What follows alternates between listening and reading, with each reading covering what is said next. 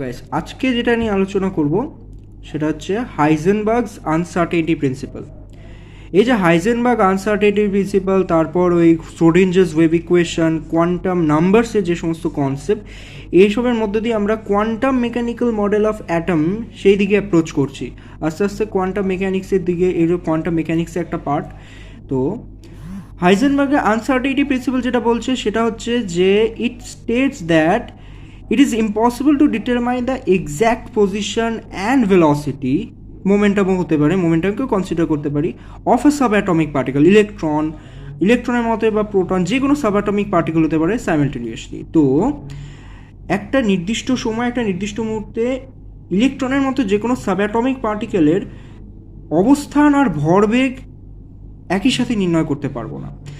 তো যে কোনো পার্টিকেলের যদি আমি পজিশনটা ভালো মতো মেজার করলাম, তাহলে মোমেন্টাম ক্যালকুলেশনে কিন্তু ইনফাইনাইট অ্যামাউন্ট অফ এরর আসতে থাকবে, আর এটা হবেই যতই ভালো মেজারমেন্ট ইনস্ট্রুমেন্ট থাকুক না কেন, ইট ডাজন্ট ম্যাটার।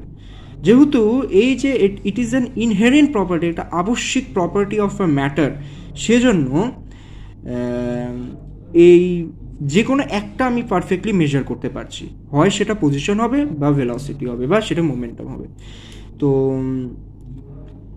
এটার যেহেতু ইনহেরেন্ট প্রপার্টি বললাম, আরেকটা ব্যাপার হলো যে that's also included the quantum limitation of the matters.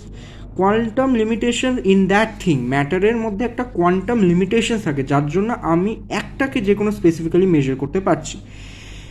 সেটা অবস্থান হতে পারে, বি ইট মোমেন্টাম। তো আনসার্টেনিটি প্রিন্সিপালকে আমি যদি ম্যাথামেটিক্যালি ফর্মুলেটেড করতে চাই, সেক্ষেত্রে এটা আছে delta x into delta p greater equals to H by 4 পাই।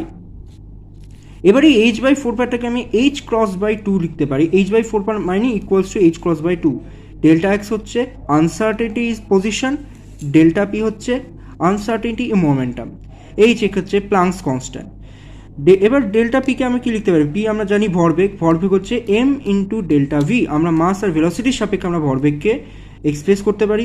এক্ষেত্রে আমি লিখতে পারি delta x into m delta p, এই একইভাবে greater equals to H by 4 pi, আর এমটা ওদিকে নিয়ে গেলে এইচ বাই একটা ইকুয়েশন আসবে। এটা আমি কখন কনসিডার করছি? যখন যে ভিটা ভেলোসিটি সেটা সি এর থেকে মাচ মাচ লেস দেন হবে, আর সেক্ষেত্রেই আমি একমাত্র এমকে কনস্ট্যান্ট ধরতে পারছি। তো the effect of Heisenberg uncertainty principle is significant only for motion of the microscopic objects. Microscopic অবজেক্টসের ক্ষেত্রেই এটা applicable, and it is negligible for the হচ্ছে এম ইন্টু ডেল্টা ভি। আমরা মাস আর ভেলোসিটির সাপেক্ষে আমরা ভরবেগকে এক্সপ্রেস করতে পারি।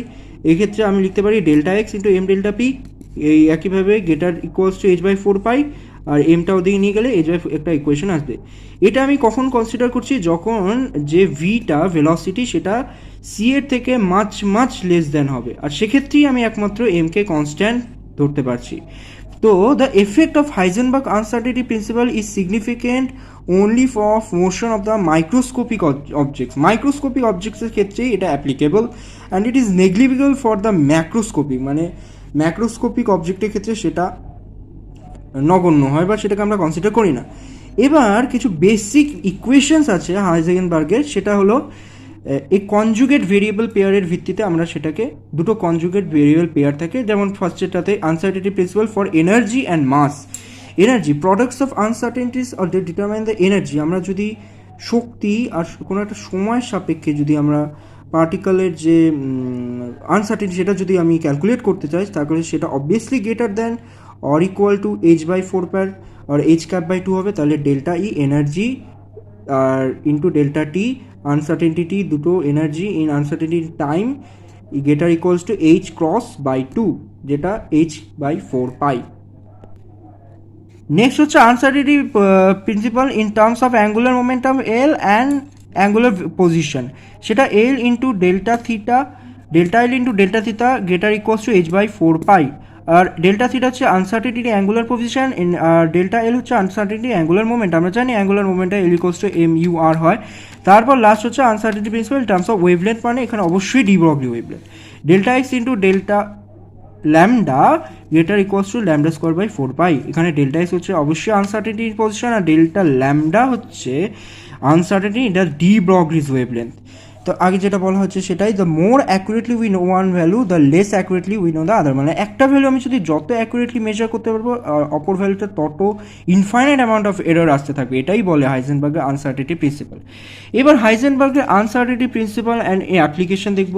যেমন হাইজেনবার্গের electron cannot exist in the nucleus but a proton or neutron can exist.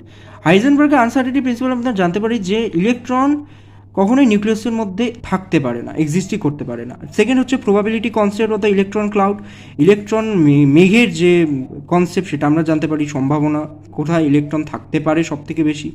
R last but not least calculation of binding energy of an electron in atom, সেটাও আমরা calculate করতে পারি with help of Heisenberg uncertainty principal.